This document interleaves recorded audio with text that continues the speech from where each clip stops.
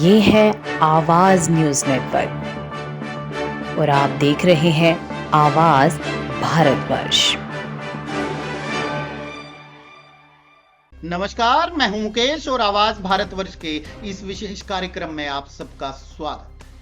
आज के इस विशेषांक में जो विषय है, जो शीर्षक है,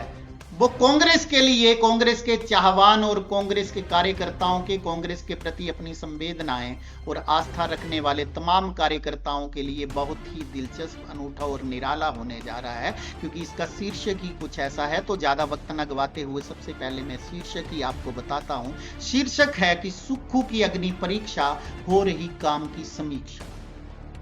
जी हाँ, अगर आवाज भारतवर्ष के सूत्रों की माने तो मुख्यमंत्री सुखविंदर सिंह सुक्खू को दिसंबर में 3 साल पूरे हो जाएंगे। तो अब आप मान के चलिए, इन 3 सालों के कार्यकाल की समीक्षा ऊपर पार्टी हाईकमान में हो रही है और पार्टी हाईकमान ये तुलना कर रहा है कि किस तरीके से सुक्खू ने इन 3 सालों में हिमाचल प्रदेश को आगे बढ़ाया है और आने वाला भविष्य जो है उसका निर्णय उसी हिसाब से आगे लिया जाए। जी हाँ, ये बहुत बड़ी ब्रेकिंग है जो आवाज भारतवर्ष आपको दे रहा है कि सुक्खू के 3 साल के सारे कार्यकाल की समीक्षा पार्टी हाईकमान कर रहा है और आगे ये हमारे सूत्र संभावना जता रहे हैं कि आने वाले समय का कार्यकाल किस तरीके से सुक्खू के लिए, अगर सुक्खू ही रहते हैं तो चुनौतियों भरा रहेगा, उसकी तरफ भी एक इशारा है। वहीं दूसरी तरफ पार्टी को आगे कैसे बढ़ाना है और 2 साल बाद किस तरीके से भारतीय जनता पार्टी के साथ मुकाबला करना है, इसके लिए भी पार्टी पूरी तरीके से एक मास्टर प्लान बना रही है। और जिस तरीके से सुखविंदर सिंह सुक्खू को एक बहुत बड़ा झटका देने की तैयारी पार्टी हाईकमान ने कर ली थी और जहां प्रदेश अध्यक्ष की बार बार बात हो रही थी, उसके लिए जिस तरीके से हमने आपको राठौर साहब का नाम बताया था कि राठौर साहब का नाम लगभग फाइनल हो चुका है, लेकिन उसके बाद सुक्खू ने भी अपनी तरफ से, क्योंकि सुक्खू भी राजनीति के कच्चे खिलाड़ी तो नहीं है, वो हड़बड़ाहट में दिल्ली तो गए, लेकिन उसके बाद कुछ ऐसा तुरूप का पत्ता चल के आए कि उसके बाद जो अब तक घोषणा हो जानी चाहिए थी, एक बार फिर से वो घोषणा लटक। तो अब आप समझ रहे हैं कि विरोधियों के लिए सुक्खू तू डाल डाल में पात पात वाली उस उदाहरण को बिल्कुल स्पष्ट और साफ तौर पर जाहिर कर रहे हैं और विरोधियों को बता रहे हैं कि तू डाल डाल तो मैं पात पात, और एक कदम हमेशा आगे पार्टी में चल रहे हैं। लेकिन दूसरी तरफ सुक्खू के विरोधी, पार्टी के अंदर के ही विरोधियों की बात कर रहा हूं, वो भी हर रोज नई रणनीति बना करके सुक्खू के आगे नई चुनौतियां पेश करते हैं और सुक्खू अब तक तो उनको लांघते हुए नजर आ रहे हैं। लेकिन आवाज भारतवर्ष के सूत्र साफ तौर पर यह बता रहे हैं कि सुक्खू के खिलाफ शिकायतों का पूरा एक पिटारा पार्टी हाईकमान को उनके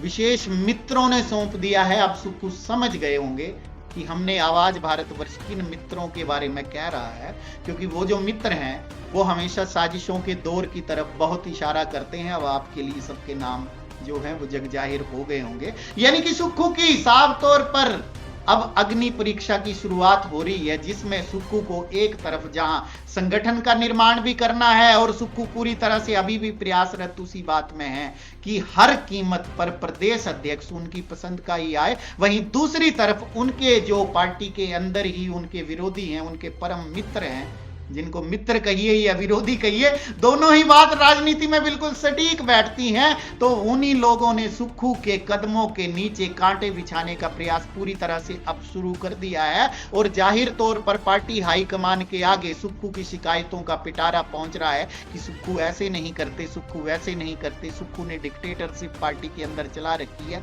एक भी निर्णय अपनी मर्जी के बिना नहीं चलने देते, इससे पार्टी और कार्यकर्ताओं में असंतोष है। अब वो कितना असंतोष है, किस तरीके से क्या बातें हो रही हैं, उन तमाम बातों पर पार्टी हाईकमान पूरी तरह से नजर रखी हुई है। लेकिन साफ तौर पर यह हमारे सूत्रों ने अब बता दिया है कि सुक्खू के पूरे 3 साल के कार्यकाल की समीक्षा पार्टी हाईकमान कर रहा है। हालांकि सूत्र यह बता रहे हैं कि अभी तक सुखविंदर सिंह सुक्खू के पद के ऊपर कोई खतरा नहीं है, पार्टी हाईकमान उनको हटा दे, ऐसा कुछ विचार भी नहीं किया जा रहा है। लेकिन साफ तौर पर यह जाहिर किया जा रहा है कि पार्टी हाईकमान आने वाले समय में उनको आने वाले 2 साल में कुछ विशेष दिशा निर्देश जो है वो दे सकती है कि उनको किस तरीके से आगे आगे बढ़ना चाहिए, किस तरीके से उनको अपने कार्यकर्ताओं को भी आगे आने वाले चुनाव के लिए अग्रेसित करना चाहिए, दिशा निर्देश उन सारे कार्यकर्ताओं को देने चाहिए। वहीं पार्टी और संगठन के बीच जो असंतोष की भावना अक्सर उमड़ के आती है और पूर्व और पश्चिम की तरह पार्टी और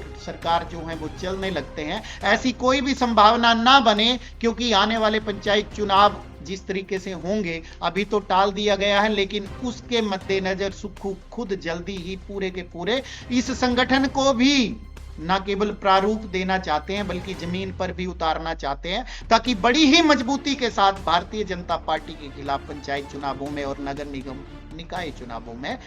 उतरा जाए और वहां पर पार्टी का परचम एक बार फिर से फहरा दिया जाए। तो इस प्रकार सुक्खू ने भी अपनी तरफ से रणनीति बना ली है, वहीं पार्टी के अंदर ही उनके विरोधियों ने भी रणनीति बना ली है। और आप यकीन मानिए, सुक्खू क्या फिर से एक बार तू डाल डाल में पात पात साबित होंगे, या इस बार उनके विरोधी उनको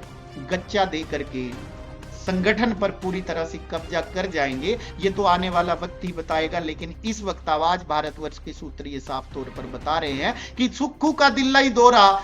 अनायास ही नहीं हुआ था, वो हड़बड़ाहट में गए थे, क्योंकि उनको भी लगा था कि गेम उनके हाथ से निकल गई है। लेकिन जिस तरीके से सुक्खू ने जाकर के अपना तुरूप का पत्ता खेला और पार्टी हाईकमान के आगे कांगड़ा के पक्ष को बड़ी ही मजबूती से रखा, और उन्होंने साफ तौर पर पार्टी हाईकमान को यह कहा कि अगर सब कुछ ऊपर शिमला को ही दे देंगे तो फिर कांगड़ा में किस मुंह से चुनाव लड़ेंगे, क्योंकि कांगड़ा के साथ बार बार भारतीय जनता पार्टी कह रही है कि अन्याय हुआ है। और आने वाले चुनाव में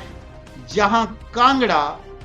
प्रतिष्ठा का सवाल भारतीय जनता पार्टी बना लेगी, वहीं कांग्रेस की भी सरकार की अगर दोबारा रिपीट करवाना है तो कांगड़ा ही सबसे बड़ी भूमिका उसमें निभाएगा। क्योंकि जिस तरीके से मंडी वर्सेस कांगड़ा की लड़ाई को कांग्रेस आगे बढ़ाने की रणनीति पे विचार कर रही है, तो वहीं दूसरी तरफ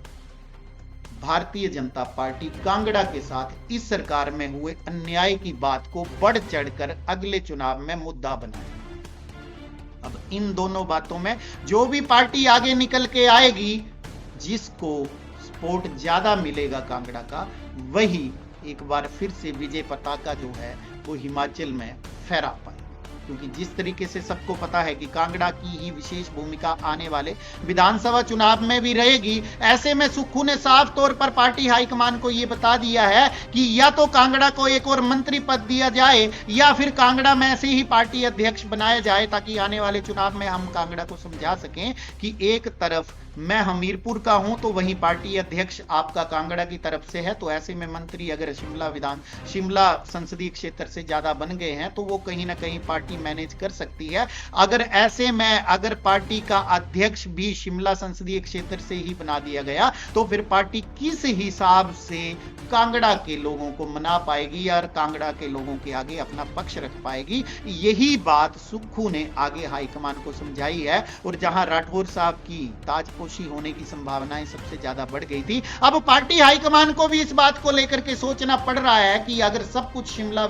संसदीय क्षेत्र को ही दे दिया जाएगा तो फिर पार्टी और संसदीय क्षेत्रों में जाकर के किस तरीके से वोट मांगेगी, और उसमें कांगड़ा से सबसे ज्यादा मुखर आवाजें कांग्रेस की तरफ से निकल के आएंगी। तो ऐसे में आप मान के चलिए कि या तो सुक्खू मंत्री पद दे के कांगड़ा को साधेंगे या फिर सुक्खू अध्यक्ष का पद कांगड़ा को देकर के पूरी रणनीति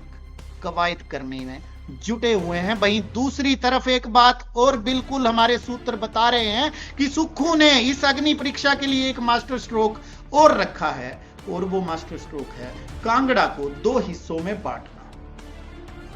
जी हां, जिस तरीके से आप जानते हैं कि देहरा विधानसभा क्षेत्र से मुख्यमंत्री सुखविंदर सिंह सुक्खू की धर्मपत्नी एमएलए हैं, तो सुक्खू ऐसे में देहरा को अपनी एक मजबूत सीट की तरह आगे रखना चाहते हैं। तो सूत्र ये बता रहे हैं कि या तो कांगड़ा को 2 हिस्सों में बांट के देहरा को नया जिला आने वाले समय में सुक्खू बना सकते हैं, या फिर देहरा से खुद भी अगला विधानसभा चुनाव लड़ सकते हैं। यानी कि जिस तरीके से शांता कुमार भी 2 सीटों से लड़े थे, उसी तरीके से सुक्खू नदौन और देहरा दोनों सीटों से लड़के कांगड़ा वालों को यह दिखा सकते हैं कि मैं हमीरपुर का ही नहीं, मैं कांगड़ा का भी प्रतिनिधि।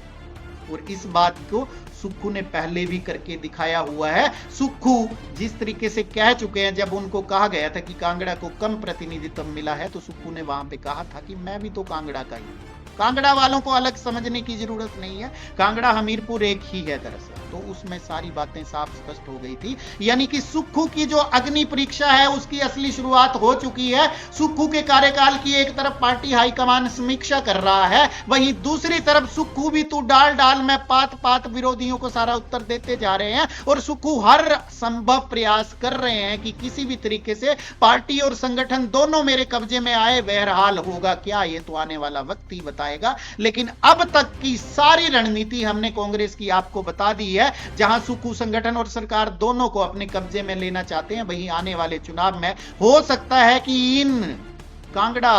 जो जिला है उसको 2 जिलों में परिवर्तित कर दें सुक्खू, यानी कि एक कांगड़ा दूसरी तरफ देरा। तो वहीं दूसरी तरफ सुक्खू अगर ऐसा नहीं भी किसी कारणवश कर पाए तो सुक्खू स्वयं 2 सीटों से यानी कि नदौन और देहरा दोनों से खुद लड़ सकते हैं, क्योंकि पिछले उपचुनाव में सुक्खू ने साफ तौर पर कह दिया था कि पार्टी हाईकमान चाहती थी तब मैंने अपनी धर्मपत्नी को उम्मीदवार बनाया है, आने वाले समय में मेरी धर्मपत्नी चुनाव नहीं लड़ेंगी। तो ऐसे में सुक्खू खुद देहरा और नदौन दोनों सीटों से लड़ सकते हैं। अब क्या होगा आने वाला वक्त ही बताएगा, लेकिन हमारे सूत्रों ने जो जानकारी हमें दी वो आप तक पहुंचाना हमारा परम कर्तव्य था। आपको ये एपिसोड कैसा लगा, आप अपनी राय हमें कमेंट बॉक्स में अवश्य दीजिएगा। और जाते जाते फिर से वही विनम्र अपील कि अगर आपको आवाज भारतवर्ष का कंटेंट पसंद आ रहा है तो कृपया हमारे चैनल को सब्सक्राइब कीजिएगा और बगल में लगे बेल नोटिफिकेशन को दबाना ना भूलिएगा अगर आप हमें YouTube पर देख रहे हैं तो। वहीं अगर आप हमें Facebook पर देख रहे हैं तो हमारे पेज को फॉलो करना ना भूलिएगा और लाइक शेयर वाले और कमेंट वाले बटन को ज्यादा से ज्यादा प्रयोग कीजिए, क्योंकि आपके एक बटन के प्रयोग से हमें बहुत ही ज्यादा प्रोत्साहन मिलता है और आगे बढ़ने की प्रेरणा मिलती है। आप हमसे जुड़े इसके लिए आप सबका बहुत बहुत धन्यवाद। कल फिर होगी आपसे मुलाकात किसी ज्वलंत मुद्दे के साथ, तब तक हमारी पूरी टीम को दीजिए इजाजत। नमस्कार। अगर आप हमें YouTube पर देख रहे हैं तो हमारे चैनल को सब्सक्राइब करें और बेल आइकन को दबाना ना भूलें। अगर आप हमें Facebook पर देख रहे हैं तो कृपया हमें लाइक शेयर और कमेंट करना ना भूलें।